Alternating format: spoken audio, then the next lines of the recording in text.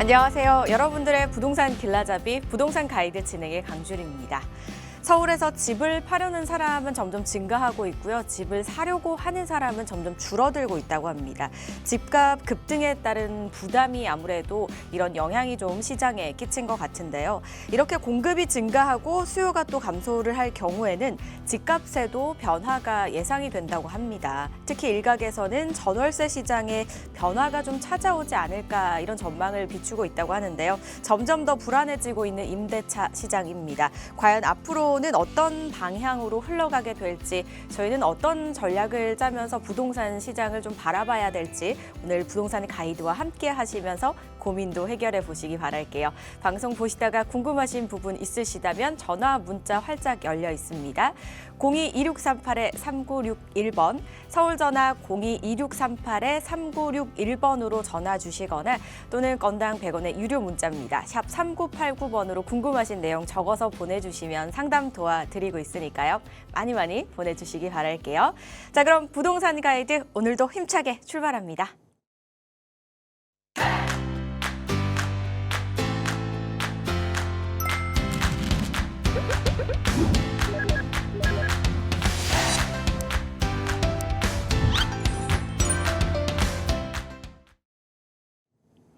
자, 오늘의 부동산 길잡이 바로 또 모셔보도록 하겠습니다. IM 부동산 연구소 조찬우 대표 자리하셨습니다. 어서 오세요, 대표님. 네, 안녕하십니까. 네, 인사 말씀 부탁드릴게요. 네.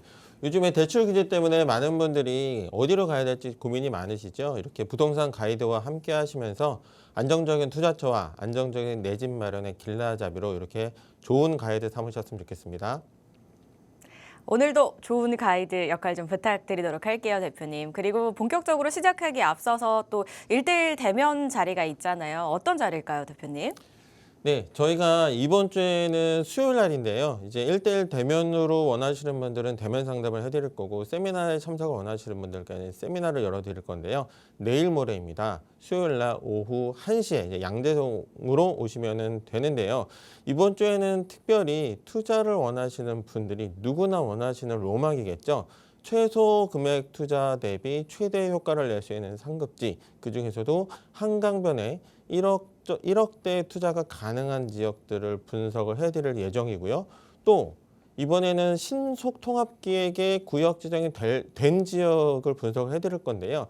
일단 동의선을 걷고 있어서 개발에 대한 기대감이 높은 곳 중에서 구역 지정이 되고 나면 특히나 신속통합기획 같은 경우에는 토지거래 허가구역이 바로 묶이기 때문에 투자를 할 수 있는 진입 타이밍을 잡기가 좀 어렵습니다. 실거주를 해야 되기 때문인데요. 근데 이번 주 수요일 날 오시게 되면 신속통합기획 구역 규정이 확정이 되었는데 잘 찾아보시면 아직 토지거래 허가구역으로 지정이 되지 않은 지역이 있습니다. 임박해 있겠죠. 이런 지역들을 선별을 해서 이렇게 전세를 끼고 갭 투자를 할 수 있다면 어느 정도 확정적으로 개발이 좀 이렇게 윤곽이 드러난 지역에 아주 최고의 타이밍을 잡고 진입할 수가 있겠다. 이런 전략을 가지고 분석을 해드릴 예정이니까 많은 분들 관심 갖고 이번 주에 꼭 방문하시면 좋겠습니다.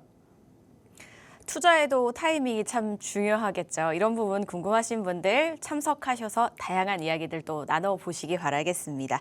자, 그럼 저희는 이제 한번 출발해 볼게요, 대표님. 오늘 저희 가장 먼저 만나볼 코너가 부동산 인기 급상승 뉴스잖아요. 어떤 뉴스 또 준비해 주셨을까요? 네, 화면을 보면서 말씀을 드리겠습니다. 요즘에 많은 분들이 교외로 나가 보면 이제 대형 카페들을 많이 보게 됩니다. 특별히 일반 커피 전문점이 아니라 베이커리 카페들을 많이 보게 되는데요. 이렇게 이 안에는 비밀이 있습니다. 또 많은 분들이 이렇게 수단으로 상속을 할 수 있는 수단으로 활용하고 계신 분도 있겠지만 좀 이슈가 되는 소식이라서 좀 가져와 봤고요. 카페는 안 되는데 빵집은 되는 상속세 절감, 이게 상속 재산에 대한 공제 제도인데요. 기업의 상속을 활성화하기 위해서 가업을 이어서 뭔가 이제 일자리, 양질의 일자리를 창출할 수 있겠고 또 가업을 이어간다는 거는 또 계속적으로 건실한 기업들에게 뭔가 그 기업 활동을 장려할 수 있는 그런 정책적인 그런 혜택을 마련을 해놨는데요. 이게 좀 아주 바람직한 형태로 이렇게 활용이 되고도 있지만 일부에서는 이제 좀 상속세를 절감할 수 있는 그런 수단으로 쓰고 있습니다. 600억 원 정도까지 최대 공제를 받을 수가 있는데요. 10년 이상 이제 운영을 해야 되고요. 10년 이상 계속해서 기업을 경영을 하고 또 피상속인이 사망하기 이전에 상속인은 2년 이상 해당 기업에 종사를 해야 되는데 여기서 확연하게 비교가 되는 건 빵집은 되고 커피 전문점은 안 된다는 거거든요. 가능한 업종들에는 뭐 건설업이라던가 뭐 이제 뭐 여러 업종들이 있겠습니다만 제조업 있죠. 제조업 같은 경우는 아주 이렇게 받을 수 있는 혜택들과 그런 기준들이 많습니다. 네, 한 600억 원 정도를 이제 자녀에게 상속을 한다고 했을 때 100% 세금을 내고 상속을 하겠다. 세율이 얼마나 될까요? 600억 원 정도면 최대 구간이 됩니다. 기본 공제를 받더라도 또 한 284억 정도, 50% 정도의 최대 세율이기 때문에 이렇게 세금을 내고 상속을 하실 분들은 제가 볼 때 이렇게 많지가 않을 것 같습니다. 그래서 이렇게 경기도 외곽 쪽에 토지 가격이 좀 저렴하기 때문에 큰 땅을 매입을 해서 건물을 짓고 크게 이렇게 좀 운영을 하면서 10년을 운영을 하고 상속을 해주는 그런 것들이 많기 때문에 외곽에 나가보면 그렇게 대형화되어 있는 그런 베이커리 카페가 많구나 이해를 하셔야 될 것 같고 예를 들어 보면요 100억 상당의 부지를 매입해서 빵집으로 허가를 받은 후에 대형 베이커리 카페를 운영을 하는데 기업 승계 공제 제도를 이용하면 상속세를 한 푼도 내지가 않을 수가 있게 되는 겁니다. 그리고 또 가업 승계 공제 제도 요건이 너무 느슨해도 또한 상속세를 피하기 위한 그런 전략으로 좀 많은 분들이 이용하실 수 있다는 것도 어떻게 보면 법의 그런 좀 느슨한 면을 좀 이용하는 분들이 많기 때문에 좀 양질의 그런 뭔가 좀 튼세를 보완할 수 있는 그런 정책도 필요하지 않나 이런 목소리가 좀 있는 거고요. 핵심은 그렇습니다. 이게 수요자와 공급자의 접점이 만났다 이렇게 좀 볼 수가 있을 것 같아요. 수요자 그리고 공급자인데요. 이게 접점이 만나게 됩니다. 수요자는 누굽니까? 말 그대로 소비자들인데요. 소비자들 같은 경우 요즘에 1, 2인 가구가 증가하고 있죠. 그러면 뭐 일반화할 수는 없겠습니다만 많은 분들이 집의 소형 규모의 거주를 하게 됩니다. 뭐 원룸이나 투룸의 작은 공간에 이렇게 좀 거주를 하게 된다면 내가 집 밖에서의 생활은 좀 더 큰 데를 선호하게 되거든요. 특히나 경기도 외곽으로 드라이브를 나갔을 경우에는 이렇게 안정적인 주차장이 확보가 되고 또 맛있는 빵과 또 좀 이렇게 야경도 멋지고 뭐 자연이 어우러져 있는 그런 멋진 카페가 있다면 일부러라도 찾아가는 수요자의 그런 니즈가 많이 발생을 하게 되는데 여기에 더하게 되는 게 공급자는요. 일단 경쟁업체의 유입을 막고자 대형화를 추구하게 됩니다. 공급자들이 외곽으로 나가면 일단은 처음에 작게 시작을 했다가 키우려고 하다 보면 주변의 경쟁 업체들이 좀 된다 하면 많은 카페들이 또 생기게 되거든요. 그래서 아예 처음에 크게 시작을 하는 그런 기업주들이 많고요. 이렇게 했을 때 크게 대형화를 할 수 있다는 거는 넓게 주차장도 확보가 되면서 거기 위에 건물을 지어서 큰 이제 베이커리 카페가 조성이 되게 되는 거죠. 그래서 외곽으로 나갈수록 큰 이렇게 그 베이커리 카페가 많게 되는데 사실 이제 회전율이라고 할까요? 단순히 그 매출만 가지고는 이 유지비가 충당이 될까는 조금 물음표가 있습니다. 여기에 더해지는 게 부동산의 가치 상승이죠. 이렇게 무조건 크게 했다고 해서 매출을 만족할 만한 수익을 낼 수 있는 그런 타겟을 갖고 포인트를 갖고 접근하시는 게 아니고요. 다소 매출이 좀 적더라도 뭐 성수기와 비수기가 있겠죠. 이게 적더라도 부동산 가치 상승에 더 큰 목적이 있다. 그리고 나가서는 상속에 아주 가업 승계의 공제 제도를 활용할 수 있는 그런 목적이 있다. 이렇게 또 같이 보셔야 될 것 같아요. 일단 그리고 이제 다음에는요. 이제 많은 분들이 대출에 관련된 규제 때문에 일단 고민들이 많거든요. 오락가락한 그 대출 정책 때문에 집값 상승이 앞으로 어떻게 될 것인가에 대한 얘기인데요. 매수 심리가 확실히 위축이 되어 있습니다.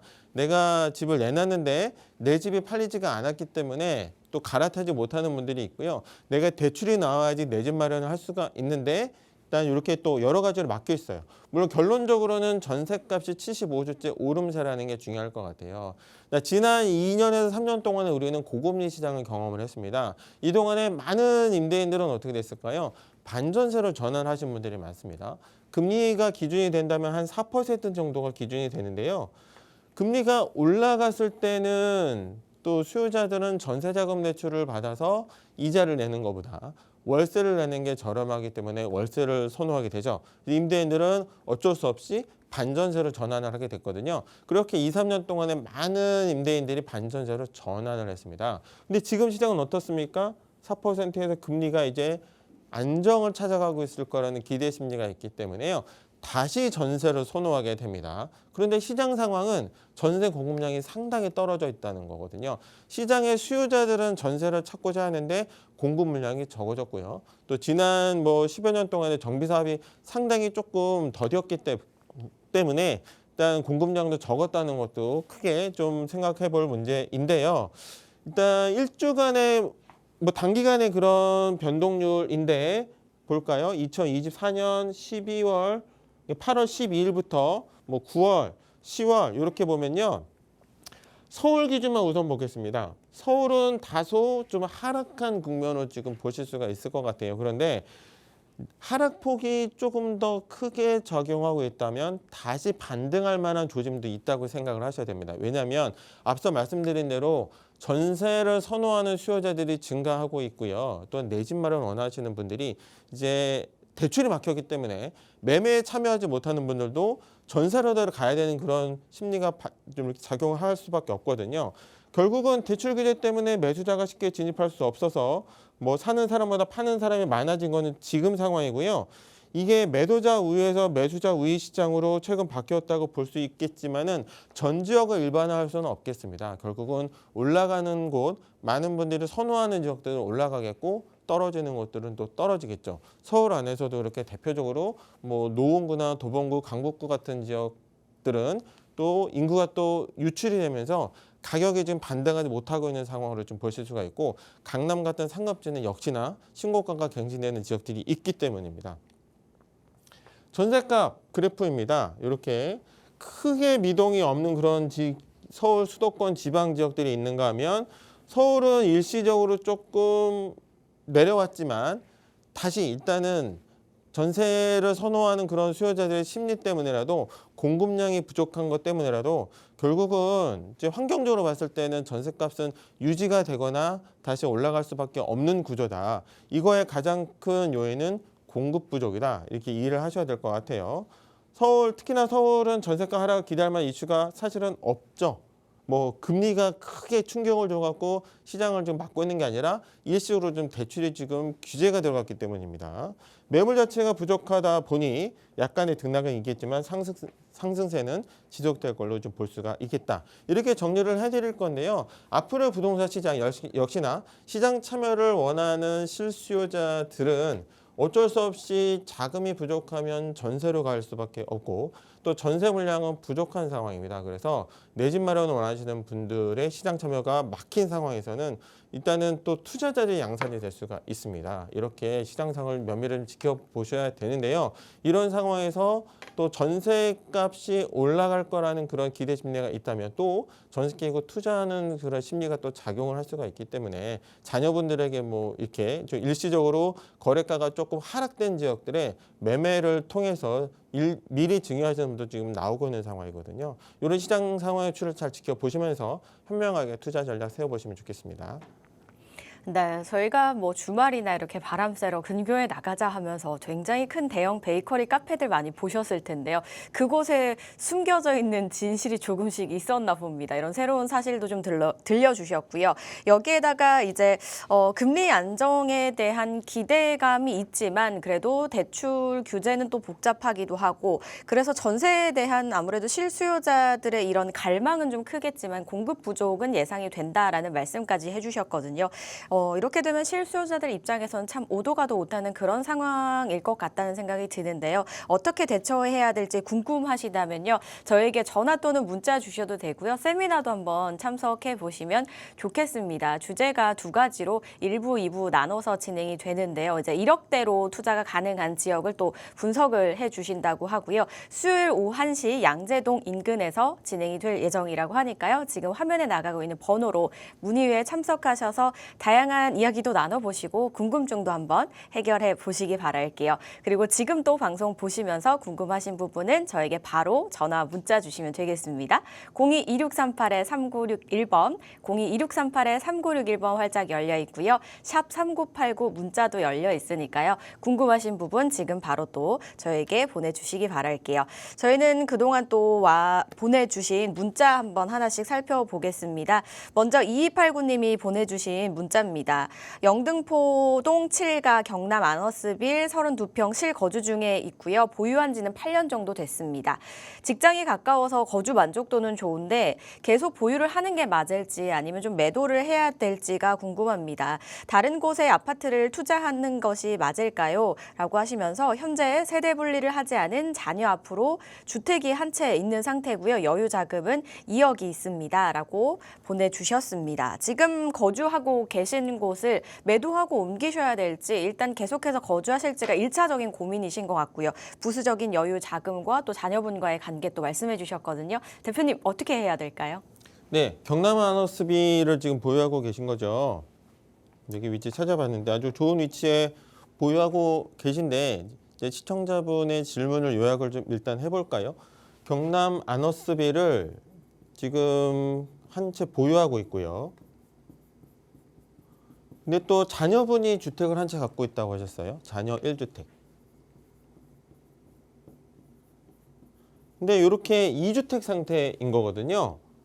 2주택 상태에서 이 아파트를 보유할 거냐 아니면은 뭐 여유자금 한 2억 정도라고 말씀하셨는데 2억 갖고 추가 투자를 할 거냐 이 문제 같아요. 결론적으로 말씀을 드리면 이 경남 아너스빌 아파트가 있는 영등포 지역 자체의 호재가 아주 막강하기 때문에 일단은 보유 쪽에 의견을 드릴 수가 있겠고요. 왜냐하면 일단은 뭐 거주 만족도는 괜찮으실 것 같거든요. 이렇게 해서 또 보유를 하시는데 중요한 건 우선 해결해야 될 게 이제 세대 분리 같아요. 이렇게 풀어드릴게요. 자녀분이 세대 분리가 가능하시다면 세대 분리를 먼저 하시고요. 그래서 각각 1주택을 만드시는 게 좋겠습니다. 이렇게 해놔야 추가로 2억이라는 자금을 갖고 뭔가를 샀을 때 일단 첫 번째 많은 분들이 걱정하는 취득세 중과를 피할 수가 있겠죠. 이렇게 했을 때 뭐 시청자님 본인 이름으로 사셔도 되고 아니면 자녀분 이름으로 사시는 전략도 또 중요하게 되는데요. 2억으로 추가 투자를 해보겠습니다. 근데 2억이라는 자금을 갖고 하려면 어떻게 뭐 개발 지역이나 이렇게 해서 이슈가 되는 상급 지역 쪽으로 얼마든지 지임이 가능하겠죠. 뭐 강남권이라든가 뭐 이렇게 뭐 강동 쪽이라든가 여러 뭐 영등포 지역이라든가 이렇게 좀 주변의 개발 호재가 아주 높으면서 또 개발 기대감이 아주 좋은 이런 지역들을 진입이 가능한 금액인데요. 우선은 이제 취득세를 중과를 피해야 된다는 거 이렇게 해서 뭐 한번 정리를 해드릴게요. 신축 주택을 매입하는 경우도 있을 거고 기축 주택을 매입하는 경우도 있습니다. 이게 좀 많은 분들이 조금 헷갈려 하시는 게 올해 1월 10일 날 대책이 나왔죠. 주택수가 제외가 되는데 뭐는 제외가 되고 뭐는 안 되냐에 대한 풀이를 먼저 해드려야 될 것 같고 이렇게 했을 때 1월 10일 이후로 새로 지어진 주택 근데 여기서 중요한 게 1월 10일 이후에 지어진 주택이면 무조건 주택세에서 제외되는 건 맞습니다. 근데 여기 플러스 주택임대사업자를 내시는 분이 있거든요. 주택임대사업자를 내실 경우에는 취득세 감면까지 지금 기대하시는 거예요. 85% 감면을 받을 수가 있는데 그러면 최초 분양이면서 임대를 놓지 않았던 집이어야 됩니다. 그래야지 취득세 감면까지 가능하다. 그리고 기존 기축주택은 뭔가요? 한 번 이상 매매가 됐던 집인데 이 집이 역시나 주택수가 제외가 되려면 주임사를 내야 됩니다. 주택임대사업자를 내셔야 똑같이 이제 주택수가 제외가 되는데 주택세에서 제외가 된다는 건 내가 기존에 만약에 이제 시청자님이 1주택, 자녀분이 1주택이기 때문에 1주택 상태에서 추가로 매입을 하는데 주택수가 제외가 된다는 건 1.1%의 기본 세율로 취득을 하실 수가 있는 메리트가 있다는 거예요. 이렇게 해서 뭐 종부세 산정할 때 배제를 해준다던가 그런 세제상 혜택도 있는 거거든요. 이렇게 나눠서 일단은 세대 분류를 하는 게 급선무이신 것 같고요. 그래서 또 상급지 쪽으로 투자 전략을 세울 수가 있겠는데요. 일단 볼까요? 영등포 지역을 집을 하나 갖고 계시니까 영등포의 메리트도 한번 좀 풀어드릴게요.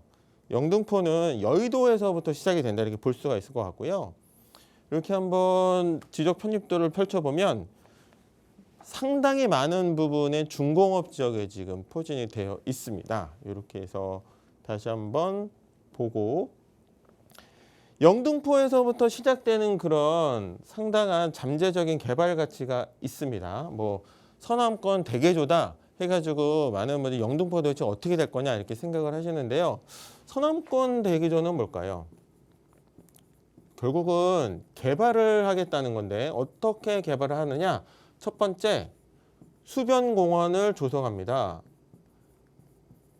영등포 지역이 입지상으로는 상당히 좋은데 주거 쾌적성이 상당히 떨어졌었죠. 제조업이 중심이 되는 중공업 지역이 많았고 이 중공업 지역들의 일단 주거 기능을 추가를 하면서 또 많이 조성이 돼야 되는 것은 공원입니다. 그래서 한강변에 공원을 끼고 있는 여의도 그리고 서부간선도로가 지하화가 되면서 지상이 공원화가 될 것이기 때문에 이 수변공원 조성에 대한 기대감, 그 지역 가치와 주거의 만족도가 상당히 올라갈 걸로 기대를 할 수가 있고요.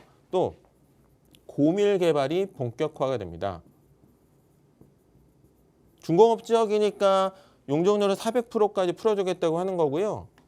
고밀 개발은 2040 서울도시기본계획에 의하면 이 영등포 지역은 4대 혁신 축에 들어가기 때문에 상당히 개발에 대한 기대감이 높은 지역이다. 그래서 사업성이 좋게 나올 수밖에 없는 지역이다 또 보실 수가 있을 것 같고요. 또 세 번째는 좀 전에 보여드린 대로 중공업 지역입니다. 중공업 지역의 잠재 가치.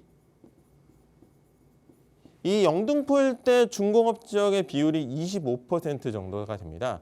서울 전 지역의 중공업 지역에 이 서남권으로 포진되어 있는 비율이 82% 정도가 되기 때문에 그중에서 영등포가 차지하는 비율이 상당히 높다. 그래서 이 중공업 지역이 주거 기능과 업무 기능이 가미된 고밀 개발이 가속화가 된다면 이 지역의 잠재 가치는 당연히 높아질 수밖에 없는 그런 상황을 보실 수가 있을 것 같고요.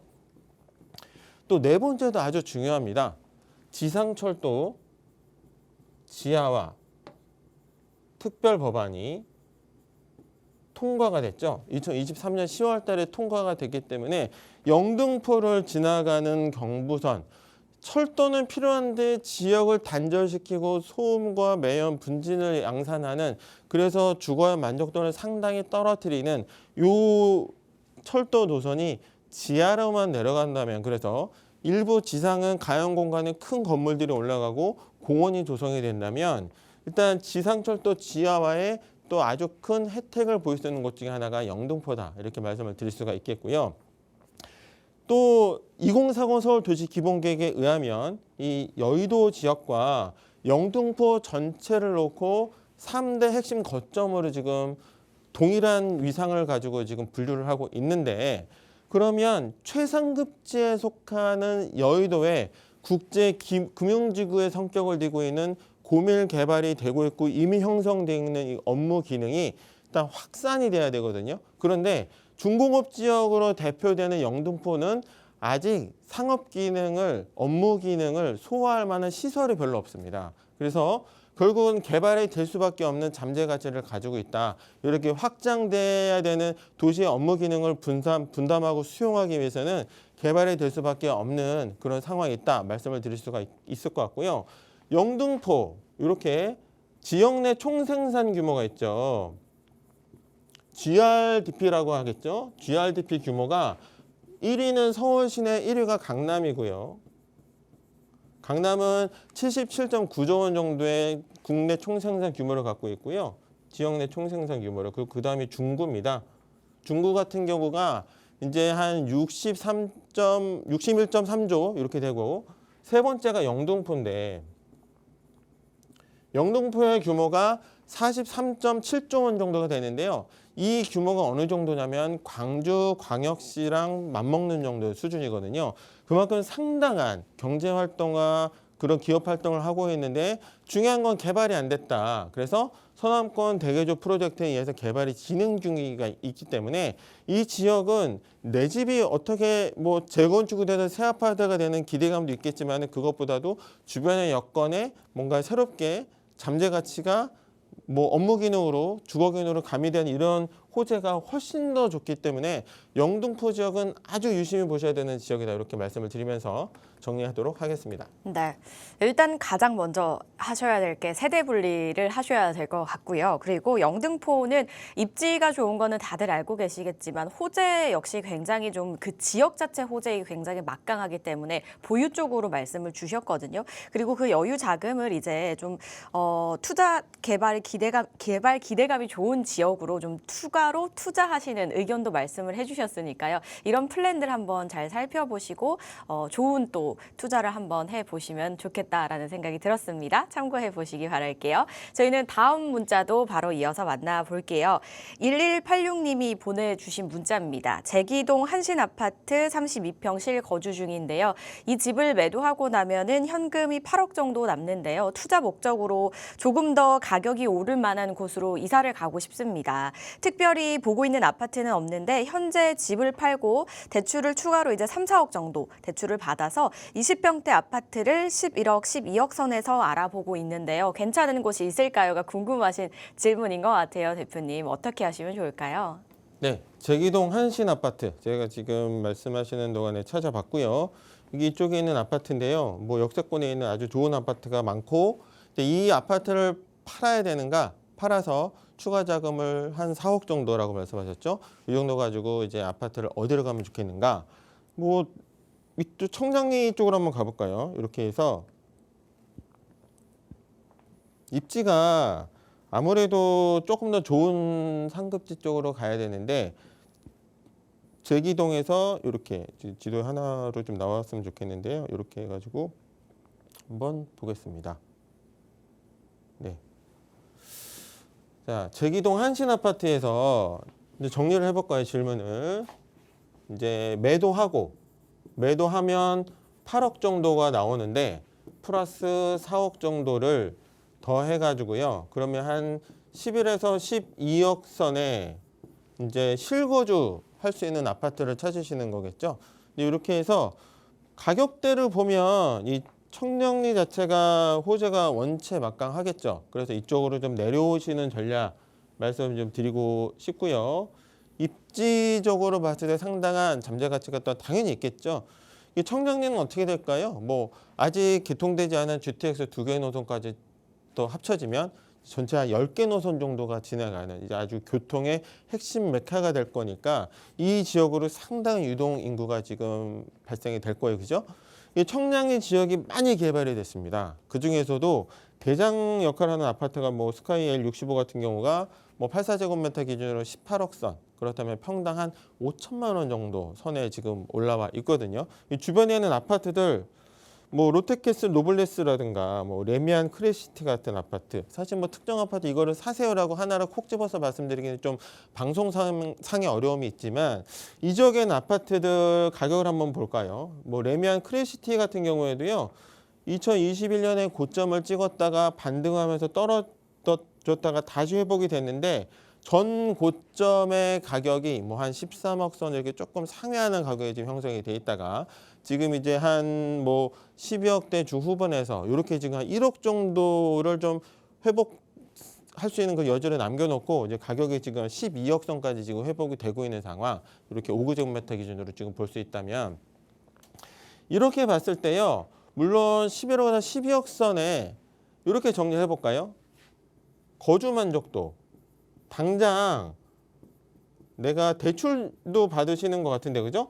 거주 만족도에 좀 더 비중을 주고 좋은 집에 들어갈 것이냐 아니면 뭐 추가, 뭐 투자, 수익률 좀 장기적인 관점을 봤을 때 여기에 좀 더 비중을 둘 거냐에 따라서 전략이 좀 달라질 것 같습니다. 근데 제가 볼 때 여기 미주 아파트 있거든요. 미주 아파트랑 좀 비교를 해보시면 좋을 것 같아요. 여기에 이제 한 20평대 후반 정도 되겠죠? 여기 한 28평 정도 되는 게 한 11억 선 이렇게 지금 나오고 있는 상황이니까 대출도 조금 덜 받으면서 물론 오래된 아파트가 맞습니다. 그런데 반드시 재개발이 재건축이 되겠죠. 재건축이 되고 나면 이 지역의 대장 역할을 하는 방금 말씀드렸던 아파트와 견주어서 이제 추가로 가격 상승을 이끌어낼 수 있는, 그래서 여기도 역세권이기 때문에 한 500%까지는 용적률을 받으려고 지금 계획을 하고 있거든요. 이렇게 본다면 이 스카이엘 65와 더불어서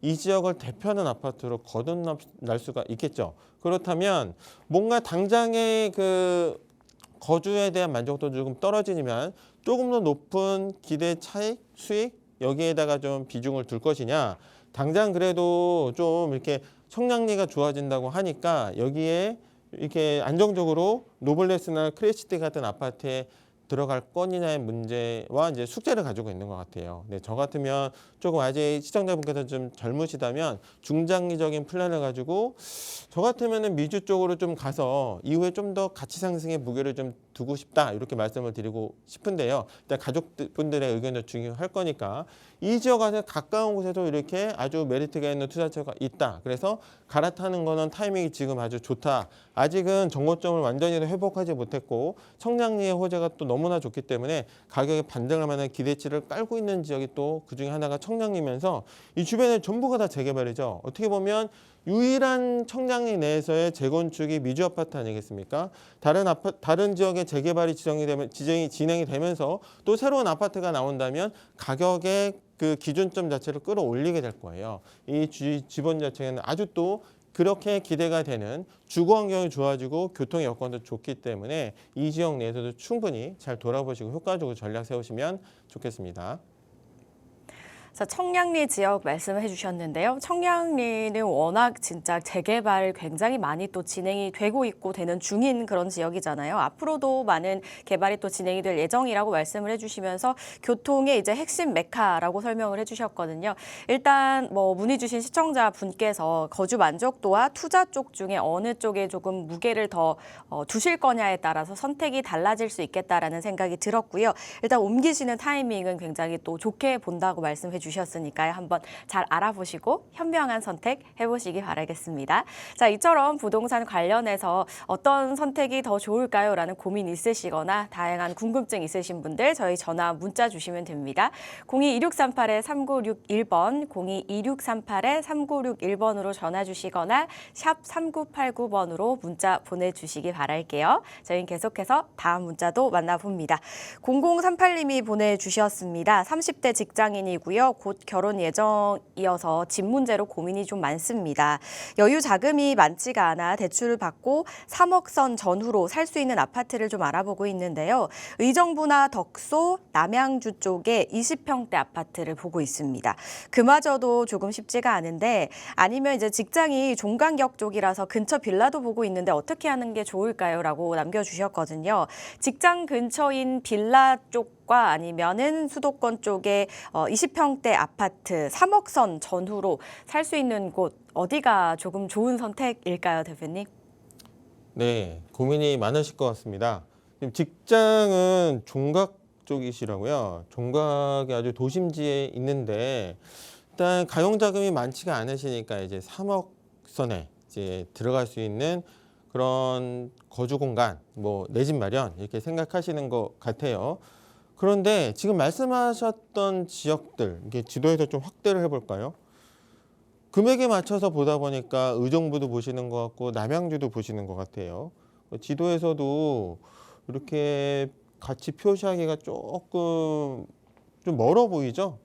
여기까지 출근을 하셔야 되는데 이게 뭐 의정부라든가 뭐 남양주나 뭐 이런 지역들도 가격이 많이 올라서 3억 선에 이렇게 진입할 수 있는 아파트는 사실 만만치 않을 수도 있어요. 그죠? 의정부 쪽은 좀 이렇게 좀 있을 수 있는데, 그죠? 근데 그렇게 보면 접근성이 너무 멀죠. 집주 만족도가 너무 좀 떨어질 수가 있는 상황이어서 이거를 좀 어떻게 풀어보면 좋을까요? 이렇게 봤을 때, 자, 3억선입니다. 3억선에 근데 결론적으로 말씀을 드리자면 거주하고 투자를 분리하는 것도 전략이 될 수가 있고 또 들어가서 살고 싶으시면 아까 질문 주신 것처럼 뭐 빌라도 좋은데요. 빌라 중에서도 잘 찾아보면 개발이 될 만한 거라 빌라들이 있겠죠. 근데 지금은 빌라인데 미래의 아파트가 될 만한 그러면 지금 당장 금액에 맞춰서 아파트를 들어갈 거냐 그런데 이런 말이 있죠. 내가 앞으로의 삶을 살면서 어디에서 시작을 하느냐에 따라서 인생이 달라질 수가 있다. 이런 말씀을 좀 드리고 싶어요. 왜냐하면 내가 어디에서 시작하느냐에 따라서 집값 상승에 대한 기대치가 좀 아무래도 좀 한계치가 있을 수가 있겠죠. 그래서 무조건 거주하시는 거는 또 금액에 맞춰서 뭐 만족도는 좋잖아요. 이렇게 한번 적어볼까요? 자, 앞서 시청자분하고 또 비슷할 수 있는데 거주 만족도를 선택해서 아파트를 살 거냐 아니면 또 투자 가치를 보고 미래를 기대할 거냐 요 차이가 있을 것 같습니다. 그런데 이 만약에 거주도 해결하고 투자도 해결할 수 있다면 그러면 내가 뭐 보증금을 걸고 반전세 정도의 뭐 월세를 좀 살더라도 아파트를 들어가서 거주를 일단 해결하신다면 거주 만족도도 오케이 해결이 될 수가 있고요. 그러면서 여유 자금을 조금 나눠서 개발 지역에 투자할 수가 있다면 미래를 준비하는 기대치도 같이 끌고 갈 수가 있거든요. 지금 직장이 종각이라고 하셨고요. 그렇다면 뭐 3호선에 연결되는 선상이라든가 이렇게 동그라미를 그려봤을 때 뭐 용산 쪽으로 내려가는 거는 너무 진입 장벽이 높고 그렇다면 이제 뭐 예를 들어 뭐 서대문구 지역이라든가 서대문구 지역도 종각까지 뭐 3호선이 바로 연결돼서 동로상가에서 가깝기 때문에 접근성이 아주 좋지 않겠습니까? 그렇다면 10분 내에 10분에서 한 20분 사이에 출퇴근할 수 있는 그런 동선을 가지고 있으면서 이 서대문의 이 지역 같은 경우에도 아주 많은 지역에서 재개발이 진행이 되고 있습니다. 이 지역도 꼭 한번 현장을 둘러보실 필요가 있는데 여기도 뭐 신속통합을 기획을 추진하거나 뭐 무화투원을 추진하는 지역들이 있어요. 그래서 또 개발이 되면 이 지역의 주변에 뭐 새로 지어진 아파트들 기준으로 한 14억 정도 내외는 하기 때문에 84제곱미터 기준으로 그렇다면 내가 저렴한 금액을 가지고 재개발이 진행될 곳에 주업원이 될 수가 있다면 또 잘 찾아보면 구역 지정이 된 곳도 있거든요. 이런 지역에 투자를 한다면 가치 상승을 통해서 미래의 아파트를 또 가져갈 수 있는 그런 기대치가 있기 때문에 거주도 해결하고 투자도 해결할 수 있고 아니면 좀 새로 지어진 빌라라면 입주해서 사는 것도 저는 괜찮다고 봅니다. 그렇게 봤을 때는 두 가지 플랜이 다 되는데 무조건 매입하는 문제는 인서울을 합시다라고 말씀을 드리고 싶고 그 안에서도 노후도가 충족이 되면서 주민들이 개발에 대한 기대치가 높으면서 개발에 됐을 때는 주변에 어느 정도 기대치 이상의 아파트 가격 형성이 되어 있는 지역 이런 지역들이 충분히 일단은 우리가 인생은 길기 때문에 직장 가까운 쪽에다가 내 집 마련하는 거는 일단 최종적으로 목표로 가지고 가시는 게 좋겠다 이렇게 말씀을 드리고 싶거든요. 이 지역 서대문구 지역이나 기타 지역들 꼭 한번 둘러보시고 이렇게 현명하게 투자하시면 좋겠습니다.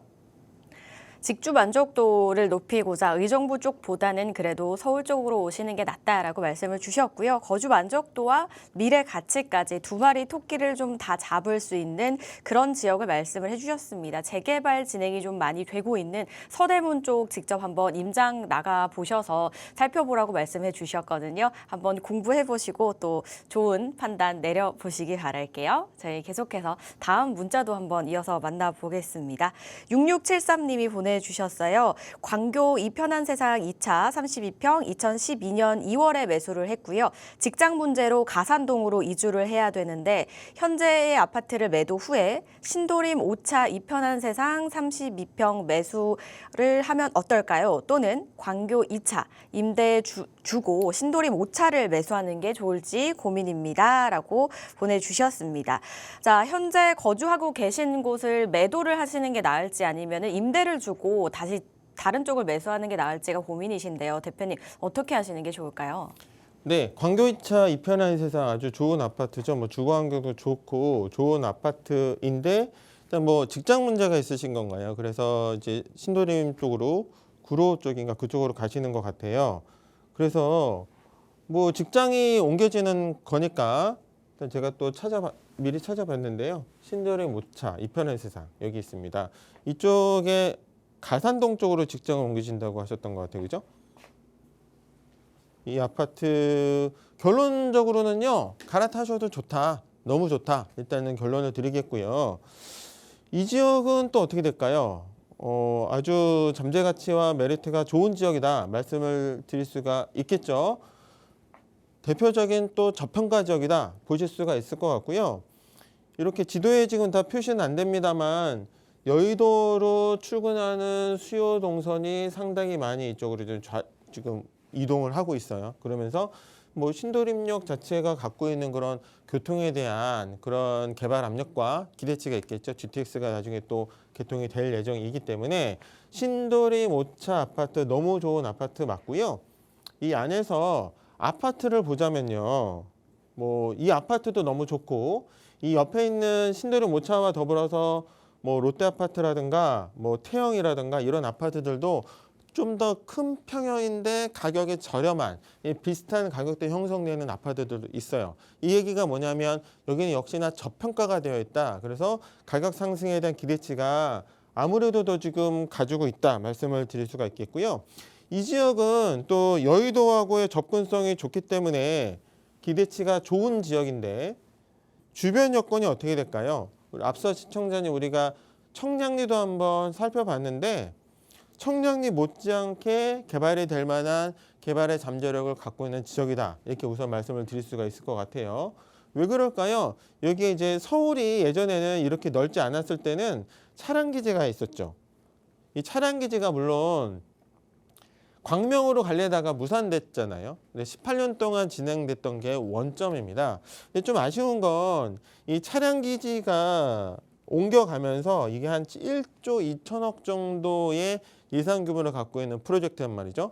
이거를 광명에서 흡수를 하면서 물론 요구 조건들이 있었어요. 이렇게 뭐 지하철 역사 신설과 또 뭐 차량 운행이 이게 지선이 연결이 되는 거기 때문에 또 배차 간격 한 20분 정도로 이게 이제 좀 권유를 했는데 5분 내로 단축해달라 뭐 이런 것들이 조금 접점을 찾지 못해서 18년 동안에 이제 다시 돌아와서 이제 원점이 된 그런 아쉬움이 있고요. 결론은 그런데 어떻게 될까요? 이 차량 기지가 어디에서 받아줄지는 모르겠지만 반드시 이전은 될 것 같습니다. 왜? 개발에 대한 압력이 상당히 높거든요. 투자자들은 일단 뭔가 확정이 됐을 때 움직이지만 정말 현명한 투자자들은 아직 저평가가 되어 있을 때 선점할 수 있는 지혜도 필요하다 말씀을 드릴 수가 있을 것 같아요. 이 지역이 뭐 광명으로 못 내려간다면 글쎄요. 안양으로 내려갈지 어디로 내려갈지 모르겠지만 내려가면서 상당히 경제적인 그런 혜택도 좀 안고 이거를 수용할 수가 있게 될 것 같고요.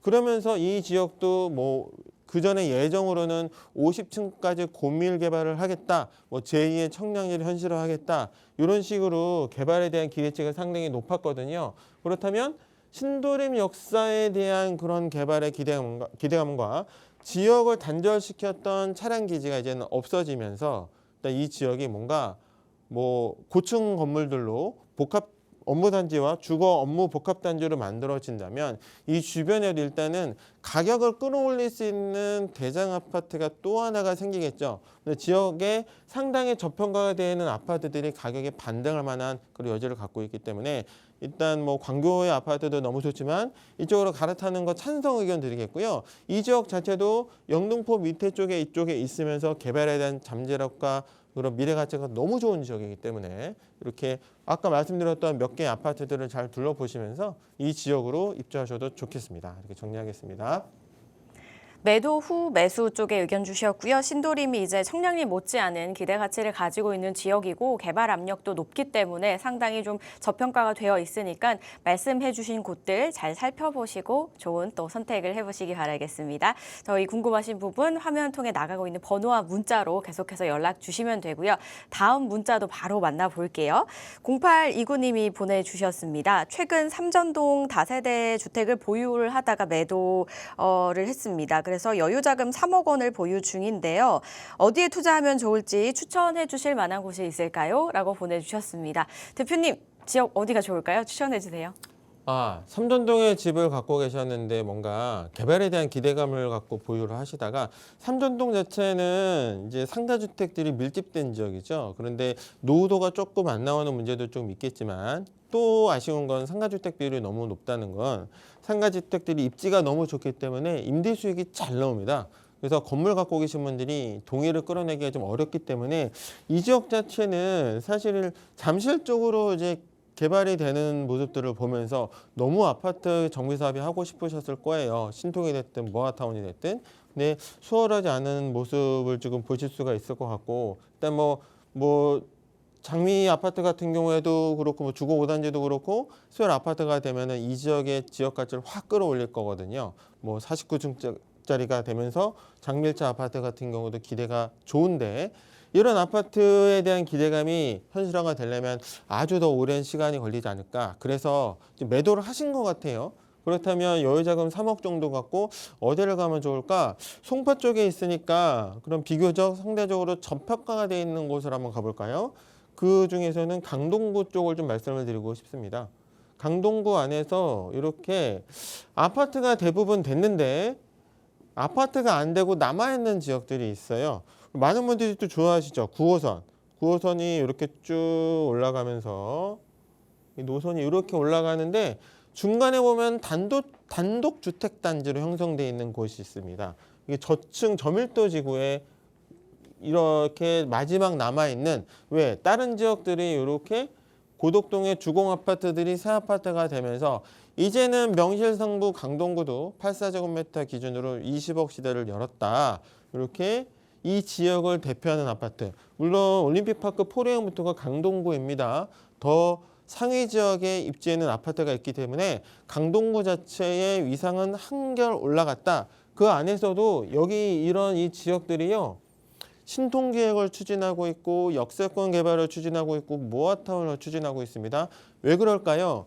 이렇게 개발을 원하는 사람들의 원동력은 주변에 형성되어 있는 아파트의 가격입니다. 일단 뭐 아르테온이나 그라시움이나 이런 아파트들이 말씀드린 대로 20억 정도로 찍었다면 내가 이 지역의 저밀도 지구에 부동산을 갖고 계신 분들이라면 나도 20억짜리 아파트를 갖고 싶을 거거든요. 근데 이 지역이 노후도가 지금 한 80%대가 나옵니다. 그렇게 되기 때문에 노후도가 일단 충족이 되면서 주민들의 참여도도 아주 잘 나오고 있는 지역들이 있어요. 뭐 여기가 기대감이 조금 더 반영이 됐기 때문에 투자금이 좀 한 3억대 정도면은 충분히 진입할 만한 지역이라고 말씀을 드릴 수가 있겠고요. 조금 더 저평가가 된 지역을 한 군데 더 말씀을 드리자면 여기 이쪽 지역도 유심히 보셔야 되는 지역 중에 한 곳입니다. 여기 같은 경우에도요. 일단 예전에 여기는 천호 뉴타운 지역이었죠. 뉴타운이 구역지정이 해제가 되면서 건축 제한도 해제가 됐기 때문에 새로 뭐 빌라들이 건물들이 지어지면서 노후도가 깨졌고 그래서 개발이 좀 더디게 진행이 되다가 여기 안에서 이쪽 일부 지역에 개발이 되면서 뭐 암사역 옆에는 모아타운 추진하는 지역도 있고 가로주택으로 사업 승인이 나서 내년에 이주를 준비하고 있는 지역도 있고 입지적으로도 한강변에 있으면서 상위 지역에 있는데 개발이 더디게 됐던 그래서 저평가가 되었던 지역 이런 지역들 같은 경우는 한 1억대 초반 정도로 투자가 가능한 물건들이 있을 것 같아요. 이런 지역도 같이 보시면서 고덕동 자체는 9호선의 탄력을 받으면서 주변의 아파트 단지 또 학군으로 대표되는 고덕동 이 안에서 아파트가 된다면 더 기대치가 한결 더 높게 나오고 있기 때문에 이렇게 삼전동에서 갈아타는 거는 뭐 당연히 추천 의견을 드릴 건데 강동구 안에서도 미래 가치가 아주 좋은 지역들이 있습니다. 그래서 이 지역을 꼭 한번 둘러보시고 현명하게 투자하시면 좋겠습니다. 네, 다양한 개발이 진행이 예정이 되어 있는 고덕 쪽과 이제 천호 쪽 유심히 살펴보라고 말씀해 주셨으니까요. 신중히 보고 판단해 보시기 바라겠습니다. 저희 상담은 여기서 또 마무리하도록 할게요. 세미나 다시 한번 설명해 드리겠습니다. 주제 1부와 2부 나눠서 진행이 되고요. 1억대 이제 투자 어떻게 하면 좋을까요? 고민 있으신 분들 참석해 보시면 좋겠다는 생각이 드네요. 수요일 오후 1시 양재동 인근에서 진행되니까요. 궁금하신 부분은 화면에 나가고 있는 번호와 문자로 문의 후에 참석해 보시기 바라겠습니다. 저희가 준비한 소식은 여기까지입니다. 저희 방송에서 제공하는 정보는 투자 판단에 대한 조언일 뿐 해당 부동산의 가치와 상승과 하락을 보장하지 않는다는 점 기억해 주시기 바랄게요. 저희는 내일 3시에 다시 찾아뵙겠습니다. 시청해 주신 여러분 고맙습니다.